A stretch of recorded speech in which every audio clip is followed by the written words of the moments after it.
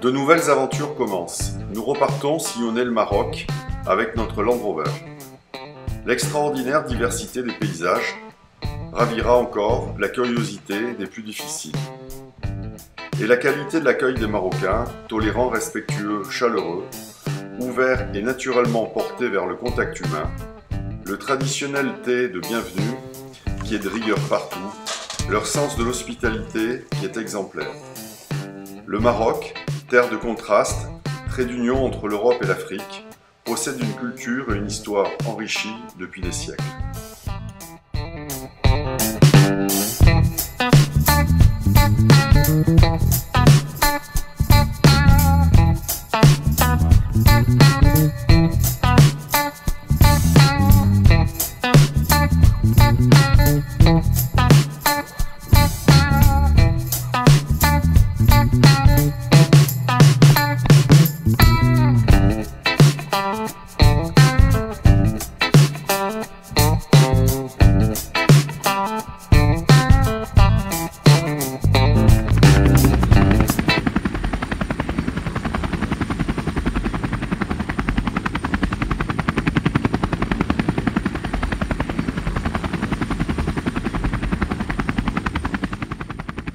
À l'est de l'anti-Atlas s'élève le Djebel Sago. Massif volcanique à la beauté austère, c'est un inextricable labyrinthe de gorges et de plateaux. Son sommet culmine à 2700 mètres. Les parois de basalte, les grès patinés de noir par l'action qu'exerce sur toutes ces roches le climat du désert, est un spectacle parfois étonnant. Une des caractéristiques du Sago est le parfum entêtant de l'armoise blanche, l'iserie des Berbères, qui pousse partout. L'armoise est une plante médicinale très appréciée dans le traitement des douleurs d'estomac, des rhumes, des bronchites.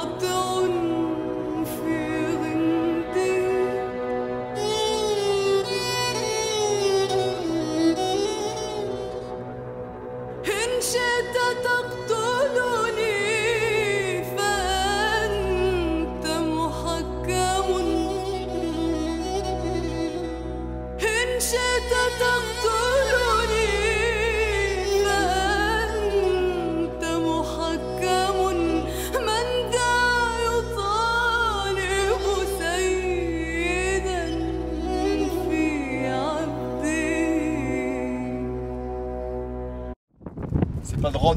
C'est pas drôle. Non. Allez, viens, viens. Ok, partout ici, on se sent plein. Il y a un magasin d'électronique. Je voulais savoir qui c'est qui pue des pieds là. C'est pas moi, ce sont mes chaussures. Ouais, là. Mes chaussures, c'est des chaussures de Chibani. Elles sont Chibani et je crois qu'il va falloir que j'achète des chaussures de jeunes parce qu'elles pourrissent. D'accord. Je les ai mises dans l'eau, elles pourrissent. Alors, c'est facile d'accuser les gens en disant ouais, ça y est, tu sens des pieds.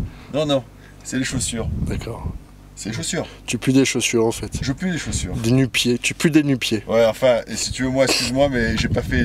Si tu vois ce que je veux dire. Allez, viens.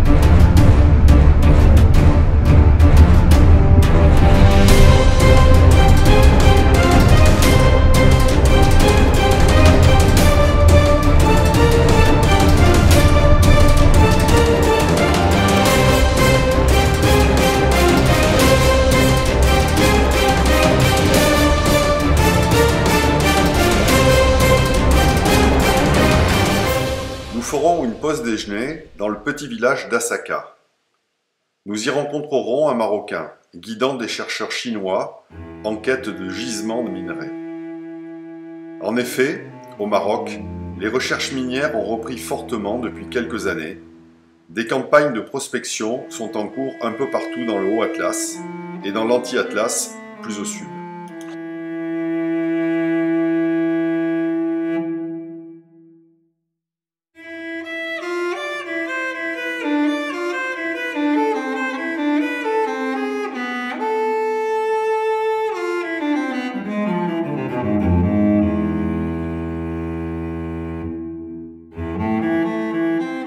Après Asaka, nous redescendrons au sud, par une piste en bon état, surplombant l'oued.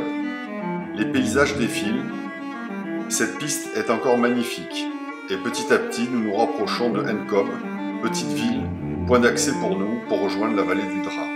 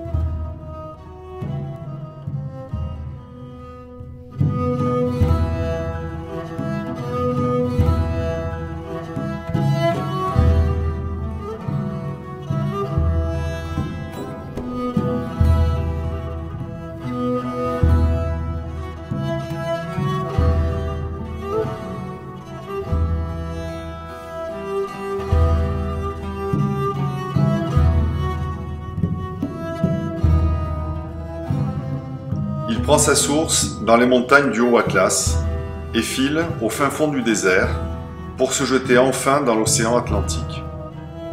Ces eaux sont utilisées pour irriguer les interminables palmeraies qui sillonnent les vallées sur environ 200 km du nord au sud. Les villages se succèdent. Les maisons, construites en pisé, s'appellent des ksurs. Elles sont fortifiées, souvent perchées. Elles abritaient autrefois les greniers et les habitations, mettant ainsi à l'abri les invasions des tribus nomades.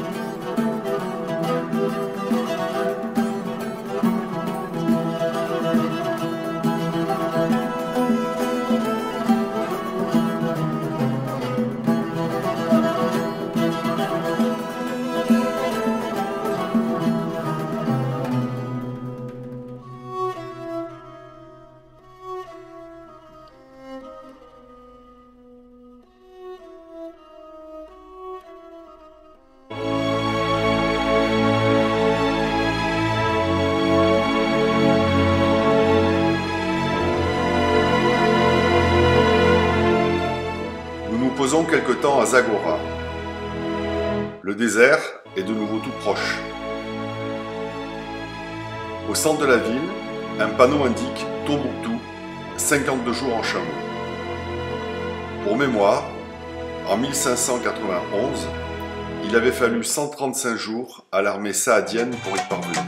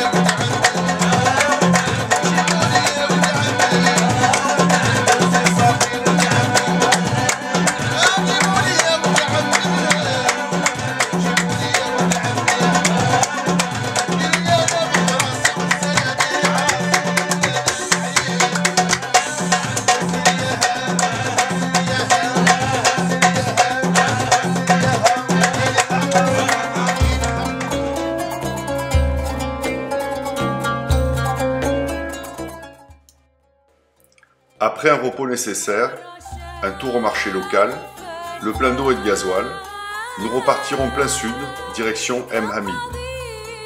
Nous choisirons d'y arriver par les dunes, au nord. M. Hamid, point de départ des grandes pistes du sud, est encore tout endormi à notre passage ce matin. Après un thé berbère, au bar du coin, nous repartons vers les Palmeraies, nous balader pour la journée.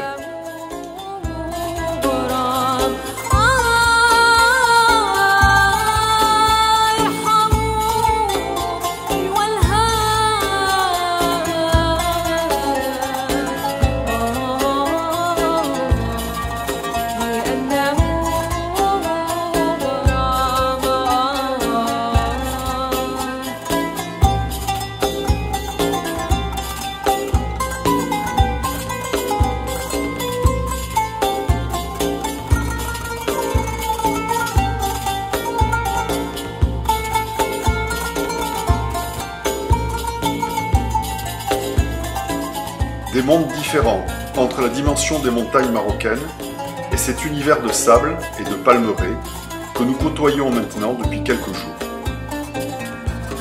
La culture du palmier dattier est l'une des principales activités agricoles dans ces zones sahariennes. En outre, la datte, considérée en général comme un fruit dessert, est l'aliment de base dans tout le sud. La taille des palmiers peut atteindre 30 mètres. Et la récolte des dattes, dans la vallée du Dra, se fait de novembre à mars en fonction des variétés et de la maturité des fruits.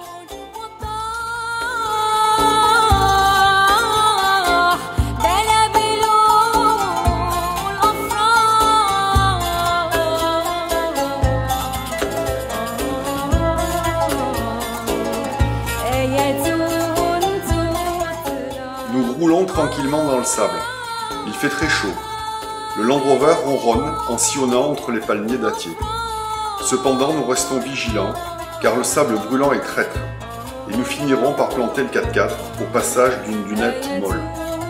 Il nous faudra une demi-heure pour sortir, le Land Rover posé sur sa caisse, en pleine chaleur.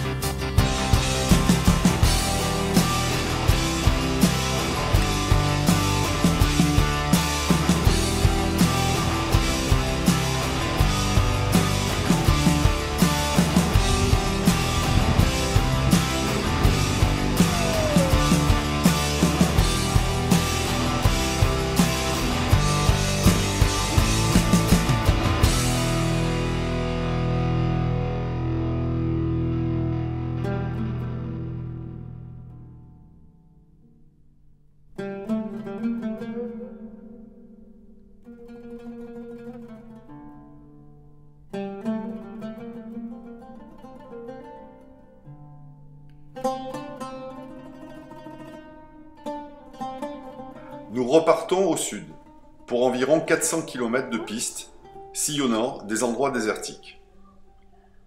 Cette grande traversée passe par l'ergue Chegaga, où nous décidons de passer la nuit. Cet itinéraire permet aussi de rejoindre le lac Iriki, un lac asséché, sauf après la pluie où il devient vraiment impraticable. Après ce lac, nous suivrons en partie les anciennes pistes du rallye Paris-Dakar, qui sont parallèles à la frontière algérienne.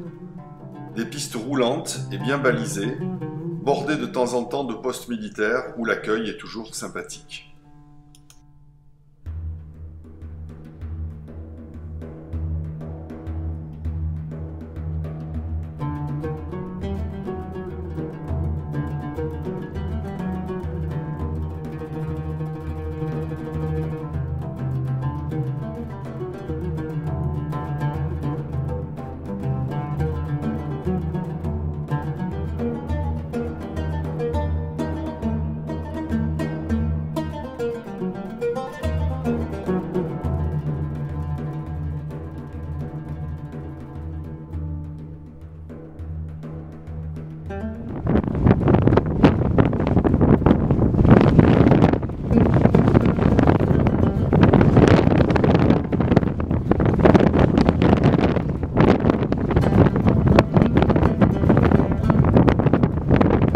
Bon Victor, qu'est-ce qu'on fait là? On va essayer de trouver un endroit où il n'y a pas de vent. Il y a du vent. Oui. Pourquoi tu me filmes d'aussi près comme ça? Parce que je veux regarder tes yeux. Ils sont pleins de sable. Comme la voiture. Ouais. On va pas pouvoir rester là. Non. C'est dommage. Surtout que le conducteur, hier, il s'est planté 3 fois sur des dunes qui dépassaient pas 1,50 m, grand maximum. Je pense que j'aurais dû avec un vent de sable et soi-disant un sable mou réchauffé par le soleil qui ne porte pas. Je crois qu'on est foutu. On est foutu. On va pas mourir ici. Non. Non. Mais tu as pris du sable cette nuit là? Chouïa. Il y en a un peu par terre, non? Du sable qui est rentré partout dans notre demeure. Hein? Ah ouais. Bon écoute, on va faire un petit café et puis beurre confiture quand même, et puis on y va. Hein. Qu'est-ce que t'en penses? On va remonter un peu dans la Atlas. Dans l'anti-atlas? Ouais. Bah ouais, il y aura moins de sable. D'accord? C'est parti. Allez, c'est parti.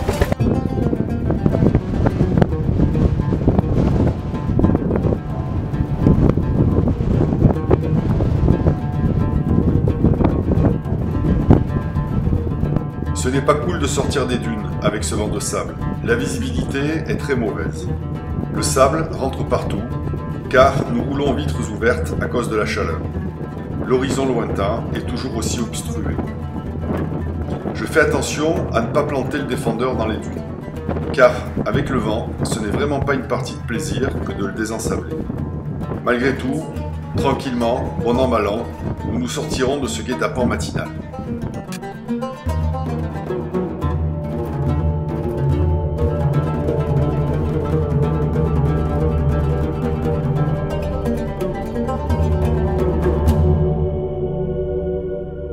Des dunes de Chegaga à l'Anti-Atlas, au nord de la frontière algérienne, se trouve le lac Iriki. Nous le traverserons sans aucun problème. Il est sec, le Land Rover soulève une fine poussière à son passage. Sa surface plane nous permet par endroits de faire de bonnes pointes de vitesse. C'est vraiment un moment sympa.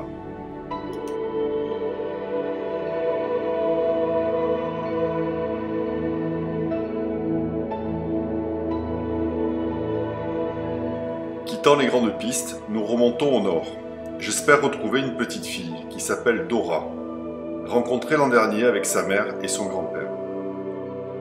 Sa famille est nomade. J'ai peu de chance de la retrouver, mais je crois en mon destin. Elle était tellement jolie. Nous faisons un grand tour, sans succès. Son campement a disparu. Nous finirons quand même par trouver une hutte en roseau, occupée par une femme berbère et ses 3 jeunes enfants. En buvant un thé, j'essaie de lui faire partager ma recherche, mais elle ne comprend pas, elle ne parle que berbère. Nous la remercierons pour son hospitalité et reprendrons notre route sous un soleil écrasant.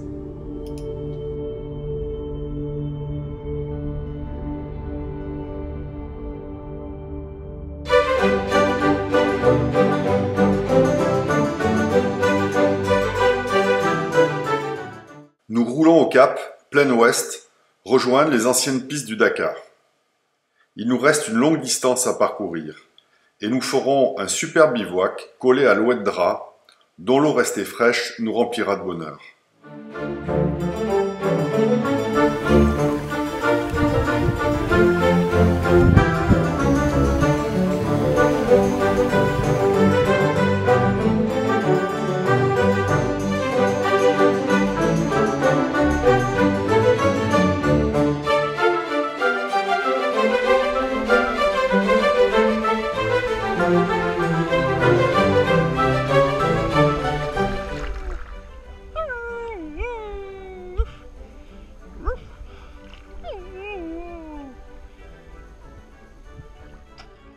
Quittant ce petit coin de paradis, nous remontons sur l'Anti-Atlas, pour nous mettre un peu au frais.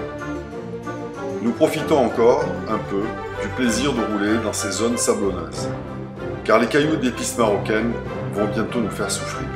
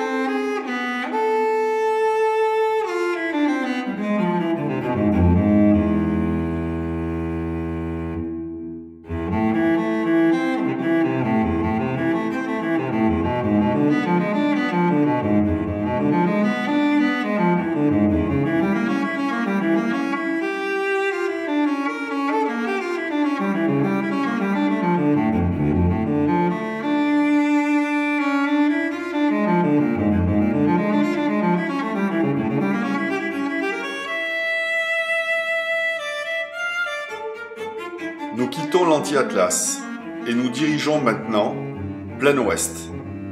Notre objectif étant de rejoindre l'océan Atlantique, de nous y baigner et aussi d'y déguster de savoureuses dorades grillées. Les paysages sont toujours aussi beaux. Le Sahara apparaît comme un espace privilégié et les derniers contreforts de l'Anti-Atlas se succèdent devant nous. Nous nous dirigeons maintenant vers Tantan, cette ville sahraoui qui est la limite nord du Sahara occidental.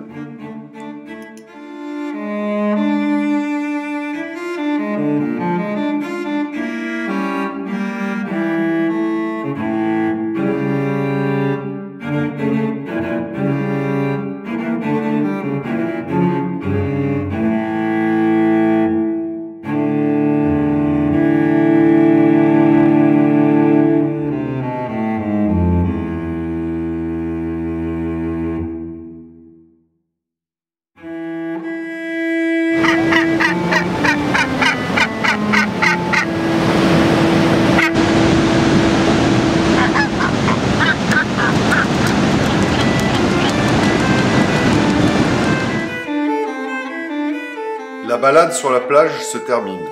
La mer est mauvaise et les pêcheurs sont rares. Le Land Rover grimpe en haut de la falaise. Nous y passerons la nuit.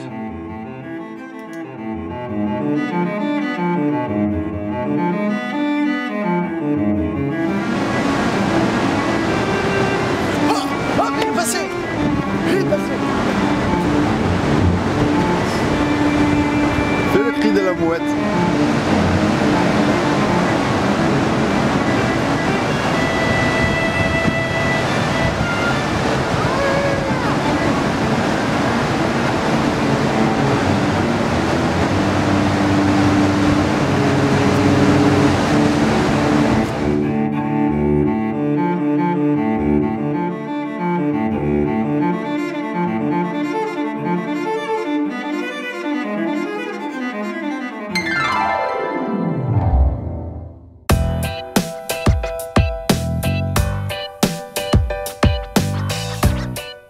Nous remontons maintenant vers Sidi Ifni. Le bord de mer est étonnant, les couleurs rouges donnent une ambiance très particulière à la nature. Quelques petits villages de pêcheurs sont posés çà et là, à moitié abandonnés à cause du mauvais temps de ces derniers jours. Côte sauvage, d'une pure beauté, quelques criques désertes, d'un abord parfois difficile, l'ambiance ici est presque irréelle.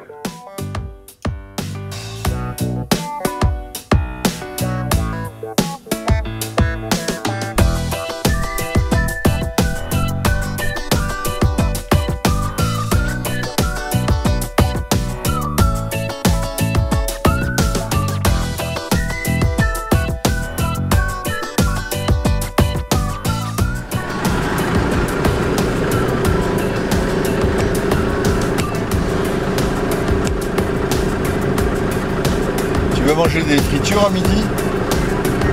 Hein? Bon, on va être obligé d'aller en acheter des fritures. On va à Sidi Ifni, on va manger des fritures.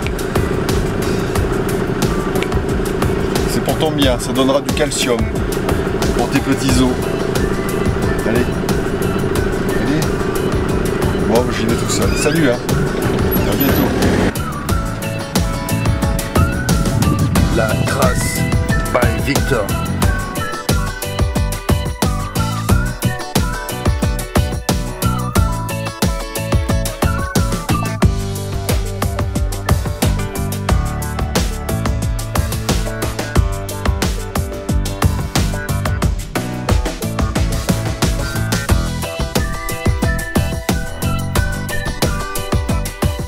Sidi Ifni, ex-enclave espagnole au Sahara occidental, est devenu un endroit à la mode depuis quelques années.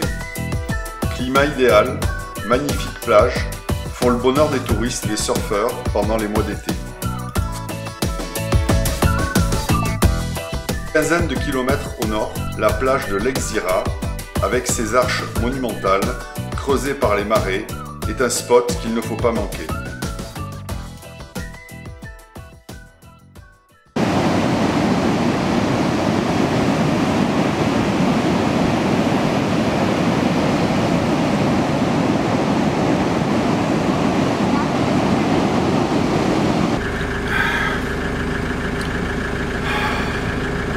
C'est bon là où le mets, hein? De l'eau. Monsieur ne serait-il pas fatigué de cette petite marche là? Tu m'as crevé. Voilà, on va marcher 10 minutes. Ah.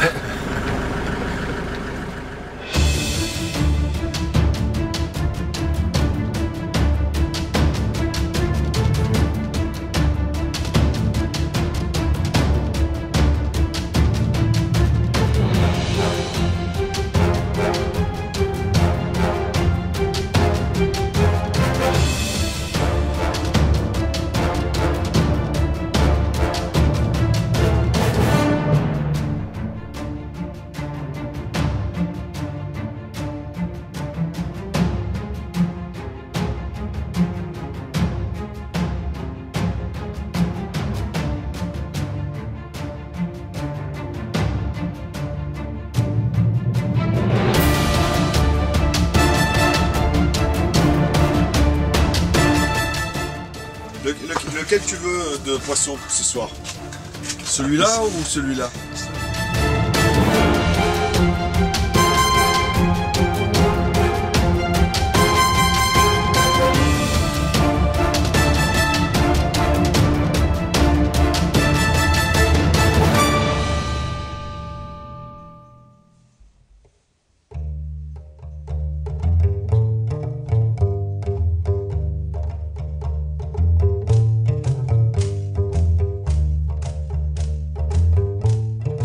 Taroudante. À 80 km à l'est d'Agadir, Taroudante cache derrière ses murailles un spectacle enchanteur. Cette ville berbère du XVIe, avec ses ruelles étroites et encombrées, nous plonge en même temps dans le présent et dans le passé.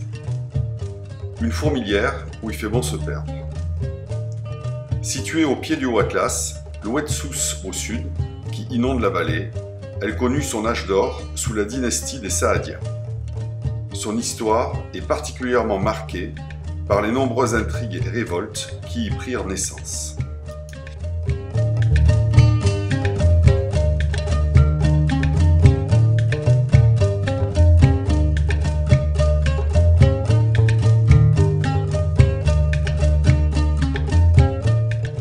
Nous déambulons dans les souks, achetant des souvenirs qui rappelleront notre passage ici.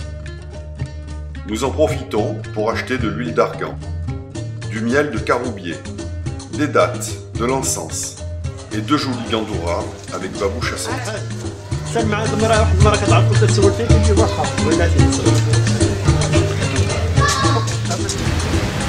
Tonton, ce soir, où allons-nous? Nous allons au Palais Salam. Au Palais.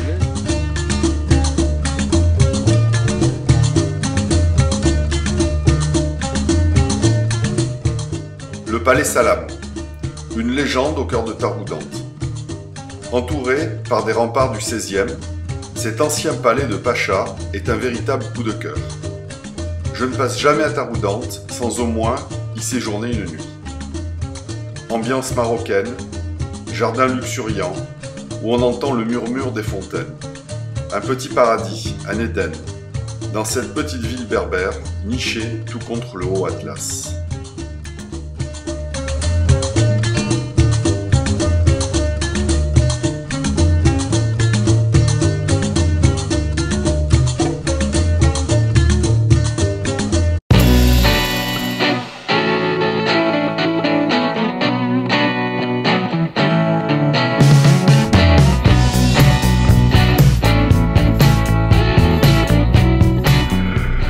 Nous entamons maintenant la dernière partie de ce voyage.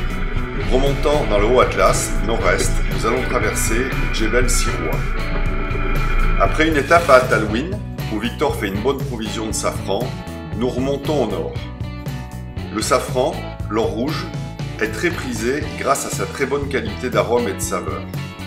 Sa culture est la principale activité et surtout un des principaux supports de l'économie de cette région. Pour information, il faut environ 150 000 fleurs pour donner 1 kg de safran, et le crocus, plante à bulbe, produit ses fleurs à un moment précis de l'année, entre octobre et novembre. Il faut alors les cueillir à la main, fleur par fleur. Ensuite, le pistil est prélevé, et c'est uniquement ce filament rouge qui est le safran pur.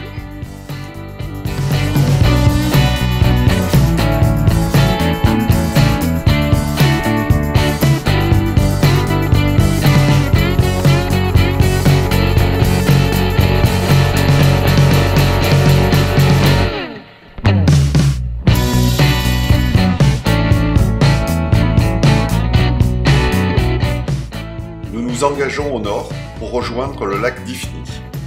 Cette piste suit la vallée en amont, un oasis de verdure, culture en terrasse, immense noyer séculaire, traversée de petits villages établis sur des replats, c'est que du bonheur.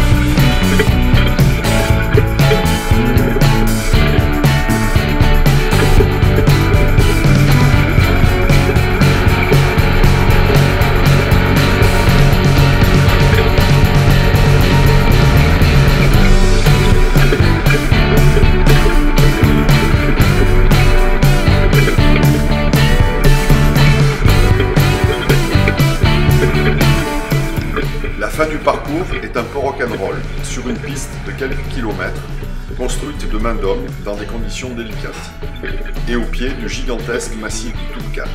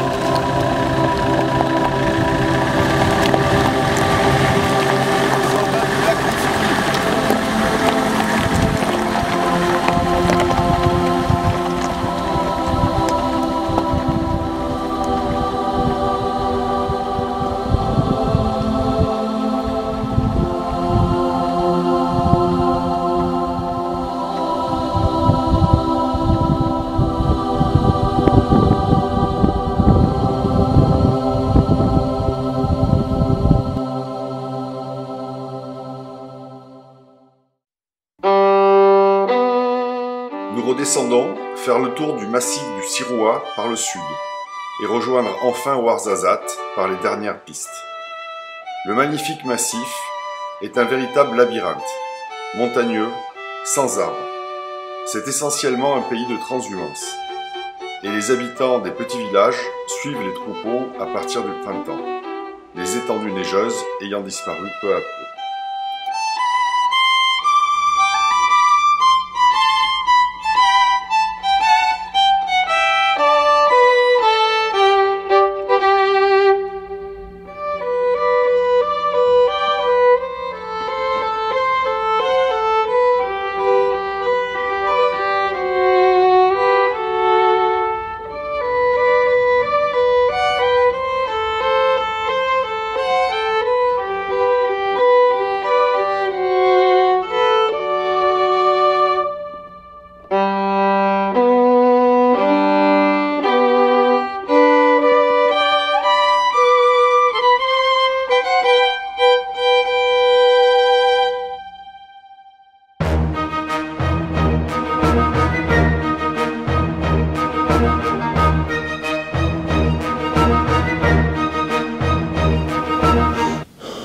Monsieur, bonjour. Bonjour monsieur. J'aurais quelques questions à vous poser. Alors, c'est comment chez vous? Comment ça marche? C'est la Casbah, j'ai la Casbah de qualité, moderne, c'est les panthères, c'est l'enciment. Voilà. C'est les bonnes Casbah. Il fait bien frais dedans et on se pèle bien les couilles l'hiver. C'est bon. Combien de femmes, toi? Il y en a beaucoup. Il y en a beaucoup et là ils sont partis pour la cuisine. Le ménage, la cuisine, tout ça, ils s'occupent des enfants, tout ça. Je suis commerçant en tapis. J'ai des tapis, s'il n'est pas cher, c'est de bonne qualité, c'est des tapis berbères.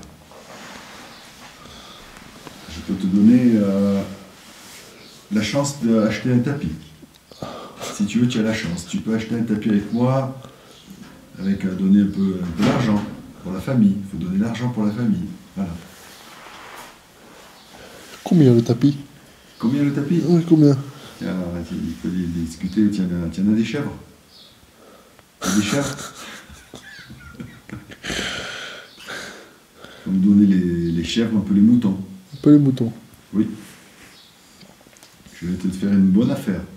Et les stylos, ça va? Les stylos, il n'y a pas. Je ne sais pas écrire. Il n'y a pas besoin. Moi, que je trouve qu'il n'y a pas besoin de stylos. Les bonbons, je les ai foutus.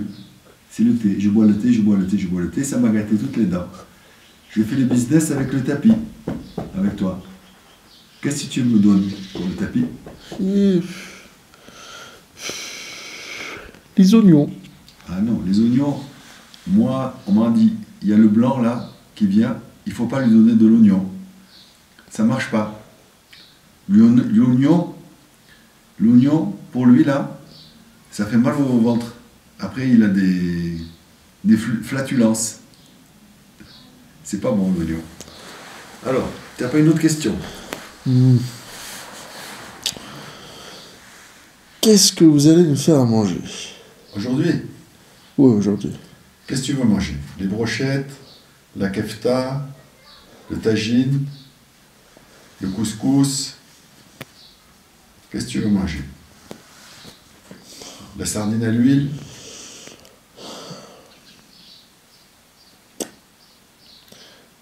Un bol de crunch. Du crunch? Il y en a. C'est le crunch de la chèvre. Tu vas te régaler. Avec le fromage de la chèvre. Il y a quoi dans le fromage de la vache? Hein? Dans la vache qui rit, il y a quoi? La vache qui rit, ça c'est les produits de la France. Je ne connais pas. Tu connais? N'écoute pas, hein.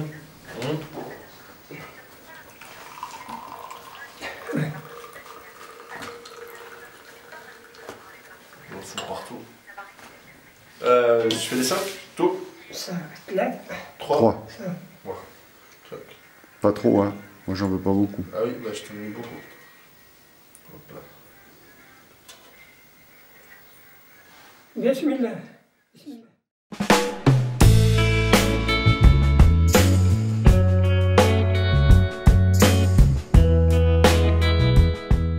Des hauts plateaux, découpés en lanières par les ouèdes, de longues gorges étroites et tortueuses, des reliefs sculptés, ces endroits paraissent abandonnés.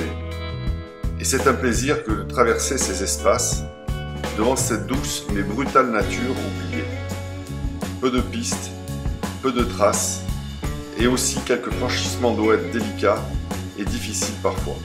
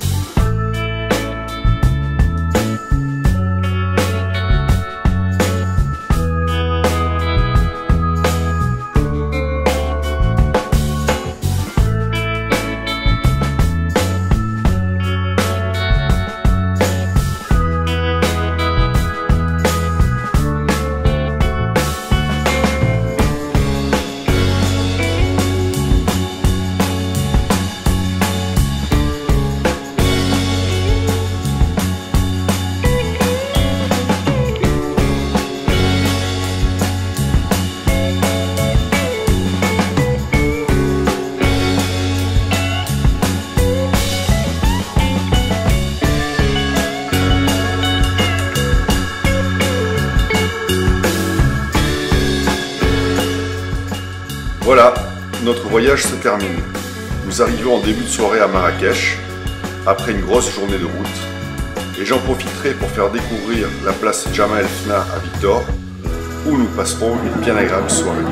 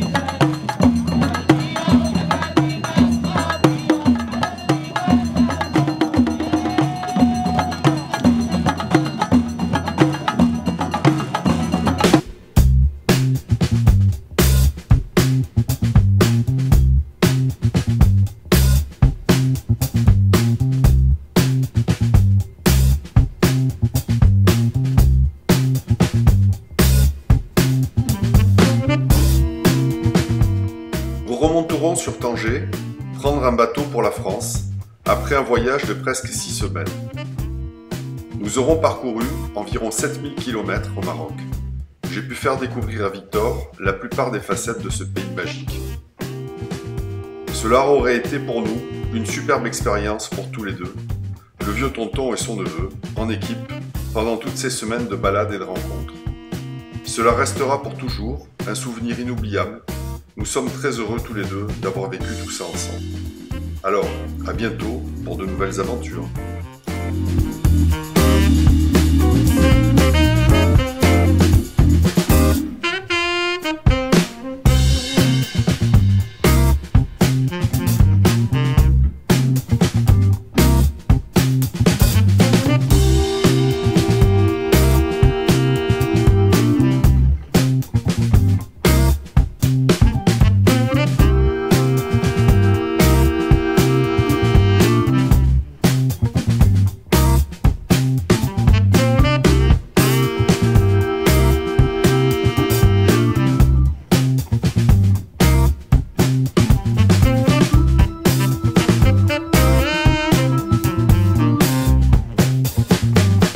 La connerie. Super. Avec quoi? Purée. Hein? Comment? Dans la purée aujourd'hui. Et le jambon? C'est pour me manger de ton plat hier, là, de la purée jambon. J'ai 1 kilo bloqué dans le transit là. Elles sont pas belles ces patates. C'est une patate de compétition. Ah, crois-moi qu'ici il n'y a pas de ONG. C'est la nature. Bon, tu as fini de me filmer. Hein? Bon, J'aimerais faire ce que je fais. Hein. Tu as vu l'outil que j'ai? C'est du professionnel ça. Ouais. Hein. Vous voulez les voir là? Ouais. Voilà. Bon, ok.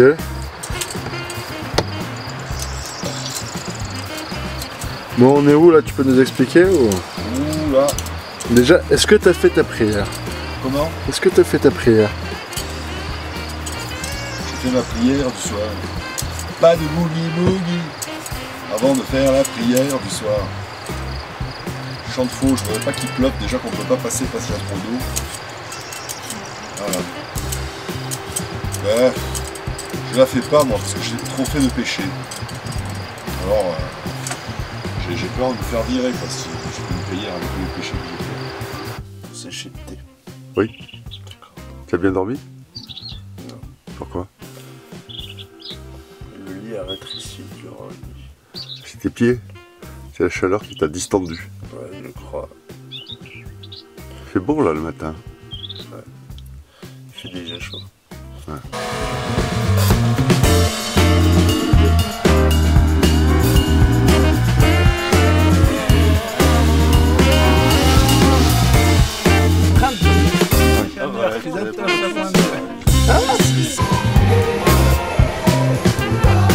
Pour le moment, celui qui est, comment dirais-je, qui a des effusions un peu spéciales, c'est toi, hein. Moi je vais impeccable.